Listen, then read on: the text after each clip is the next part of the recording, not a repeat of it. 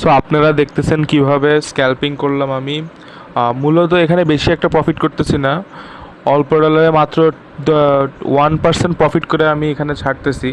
মূলত এখানে বাই করার কারণ হলো সিম্পল। দেখেন, মার্কেট ফার্স্টে 1 মিনিটের মধ্যে এসে নিচে নেমে এখানে একটা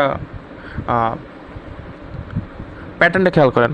মার্কেট প্রথমে এখানে এসে এরকম করে এটা যে প্যাটার্নটা ক্রিয়েট করছে, এখানে কোনো কিন্তু সাপ্লাই জোন ছিল না। এখানে একটা মূলত কোয়াসিমোটো প্যাটার্নই করছে। এই যে দেখেন, এখান থেকে এটা একটু লো ক্রিয়েট করে এখানে মূলত এসএল ছিল পাবলিকের, এই জোনটা, এই জোনে, এই জোনগুলোতেই মূলত ছিল, আবার এখানেও ছিল। যখন মার্কেট নিচে নেমে মূলত এই এসএলগুলো হার্ন করছে, আর এই যে ডিমান্ড জোন, এই ডিমান্ড জোনে গিয়ে মার্কেটটা এখান থেকে পাম্প করছে, ডিমান্ড জোনটা টাচ করে এখন আবার এই জোনে আসে। মূলত মার্কেট এই জোনে যাবে, এখন আবার এই জোনের থেকে করছে, যেটা আমি প্রফিটগুলো অনেকগুলো বুক করে নেব।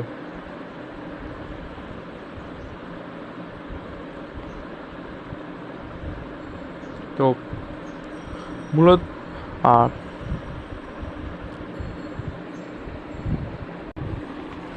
মূলত এখানে যদি ভালো করে খেয়াল করেন তাহলে এই যে প্যাটার্নটা দেখতেছেন এটা হলো অ্যাকুমুলেশন।